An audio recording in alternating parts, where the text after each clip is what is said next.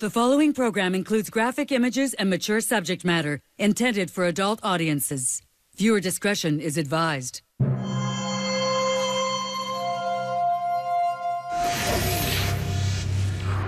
They go by names like Aryan Guard, Combat 18, and Blood and Honor. White supremacy groups that most might assume have dwindled to small numbers in the Deep South. But in recent years, new chapters have sprouted up here in Canada, spurred largely by the internet. For close to 10 years, it was Daniel Gallant's world, a life of violence and crime. Tonight, in his first ever TV interview, he speaks with our Mark Carcassole about getting out and the Brotherhood of hate.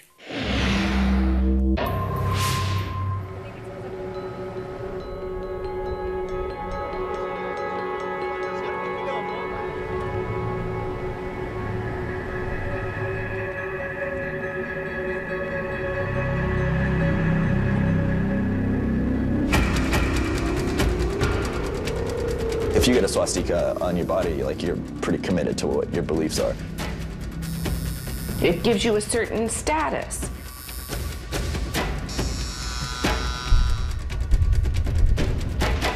It's more of a personal roadmap of your journey of violence. The incidents that led to the tattoo on my stomach, the swastika and the chain with the fist, was after I had put a man into a coma.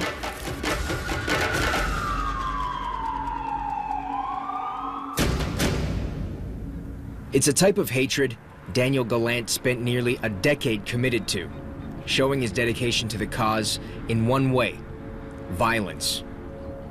I've shot, stabbed, beat with baseball bats, propane bottles, chains. I was violent. It was in Vancouver Daniel first gave his allegiance to the movement, the white supremacist movement. I was already hateful, but the movement gave me a direction for my hatred. He was 18 years old and living on the streets, a place, he says, safer than his family home. It was quite chaotic at the best of times. When the violence increased at home, that's when my violence started kicking out more. Then one night, Daniel was approached by two racist skinheads. It was on this street they convinced him to join their cause.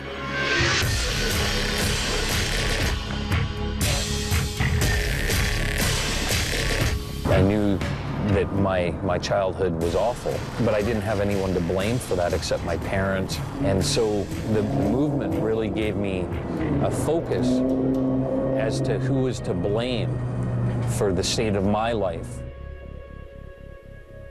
Daniel's childhood was steeped in violence. For years, he says, he was physically abused. His most vivid memory, his mother being raped.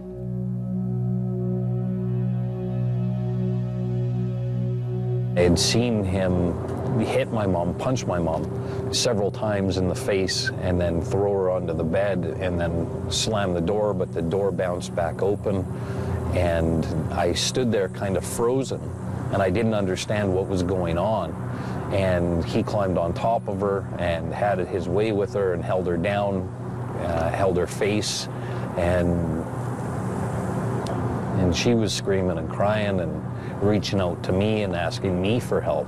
And so I remember just being stuck and not knowing what to do.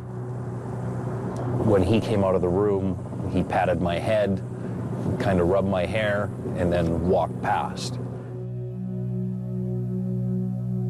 One of the ways that hate mongers attract people to their cause is by pointing to someone else as the cause of their problems. And this is how young people get recruited.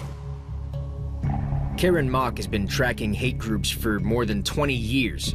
She says these groups often target vulnerable youth who are looking for a sense of belonging.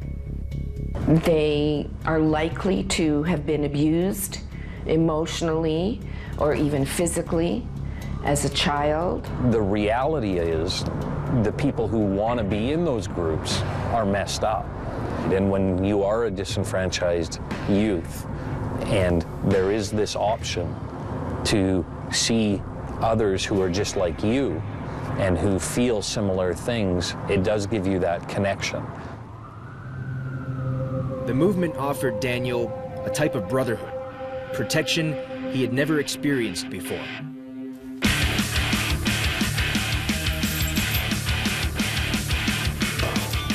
To show his loyalty, Daniel made a vow to commit an assault every day for a year. There would not be a day that went by that I did not get into a fight or commit an assault. There has to be around 500 assaults altogether. It's a combination of denigrating someone else to feel good about yourself, or you feel so bad about yourself that you're angry and you're going to lash out and you're going to punish those people.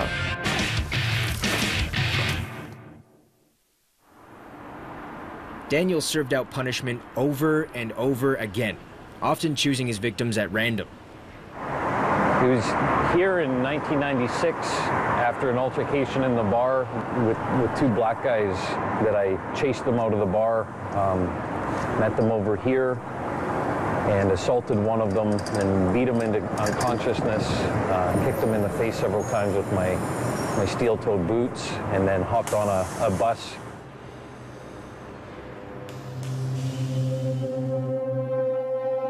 It's a world of violence that goes relatively unchecked, and with the expanding reach of the internet, the movement has been able to extend its grasp, using social media to reach more people while remaining underground. How important of a factor is the internet in that recruitment drive? Huge. Facebook kind of just really kickstarted like neo-Nazism on a global scale. Photojournalist Brett Gunlock is not a member, but he spent time with members of the Aryan Guard, based in Calgary, Alberta. Those guys especially were extremely violent. For 3 years, he documented their world through his pictures. Generally, non-whites is, if you're non-white or Jewish, you're on the hit list, you know what I mean? Like, their goal is to, well, these guys specifically, is to make Canada a white-only country. Brett spent more than 8 hours a day with them, eating, drinking, and staying at their homes. What makes a group of neo-Nazis? They're always referencing Hitler, and they're sig hailing like every 10 seconds, you know, and it's almost like kind of part of the dance is to do a sig hail.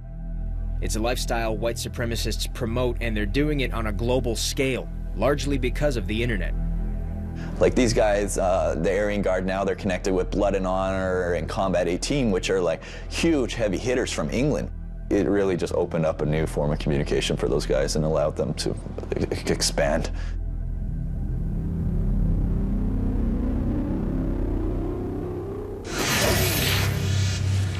Next, free speech or hate speech?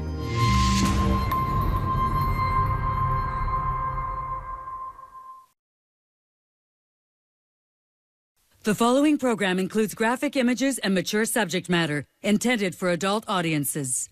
Viewer discretion is advised.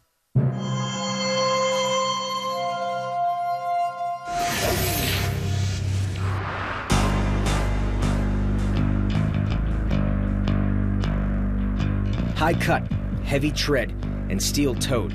There's a hidden meaning within these boots. On the streets, it's the laces that tell the real story of dedication. Daniel Gallant spent almost a decade in the supremacist movement. For much of his time, he only wore white laces. The white laces symbolize white pride or white power. You've been essentially indoctrinated and you're one of the crew. Or the red laces, which are usually earned through spilling lots of blood.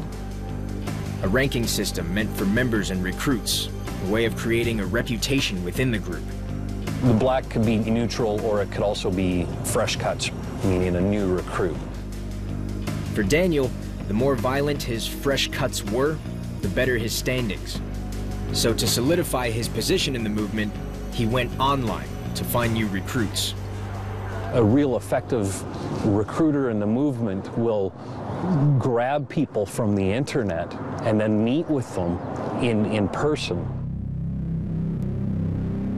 It's been nearly 10 years since Daniel used the internet to recruit. In that time, recruiting online has become a major tool for the movement, allowing hate groups to attract new members anywhere within Canada and worldwide. There are a lot more networks than people are aware of. There's mass discussion forums that are there, chats, social network groups, and so on that youth can engage with. And in forums, hate groups use words to target the other. Under current Canadian law, messages like this could be considered hate speech. But any day now, the law could change, making it even easier for white supremacist groups to spread their message. This is Bill C-304. If it passes into law, it will repeal Section 13 of the Human Rights Act. The section of the act prohibits the spread of hate on the internet. Brian Storseth is a Conservative Member of Parliament for Westlock St. Paul, Alberta. He introduced the bill. Storseth wants to get rid of Section 13 because he says it violates freedom of speech. It doesn't allow people to express perhaps some of the dialogue that they would like. Right now in Canada, there are 2 laws that make hate speech illegal online. But if Bill C-304 passes, only one will remain: the criminal code provisions. I do believe that the necessary provisions are in the Criminal Code of Canada, and that's the place where real hate speech should be looked at with real punishments. Human rights lawyer Richard Warman says Section 13 is crucial to fighting hate speech because it is too hard to get charges laid under the criminal code. The criminal law has been so ineffective in dealing with hate speech generally, whether it's in the real world or on the internet. You have the institutional barrier of having to get the Attorney General in any given province's approval for any charges. In the last decade, Warman has been one of the few crusaders in the fight against hate speech online. He's been using Section 13 to do it, and he's won every case. Every group that was the subject of a human rights complaint of mine that I filed has dissipated. They don't have that internet presence, and they're not able to use that as a recruiting tool to build their brand. Then they disappear.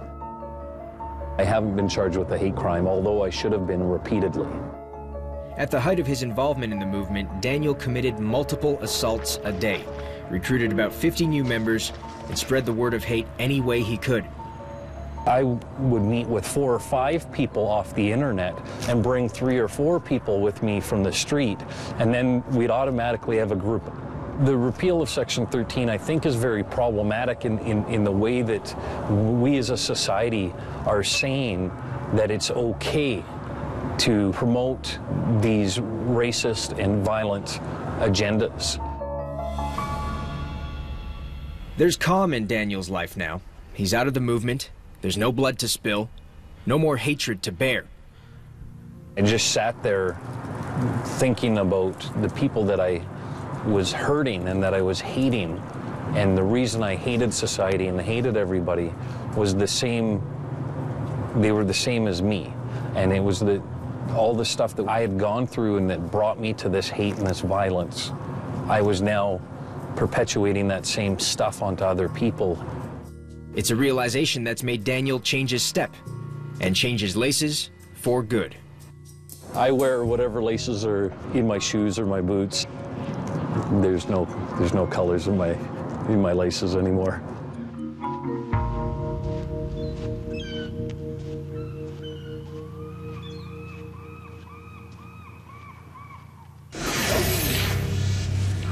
Next, Ai Weiwei, artist or freedom fighter?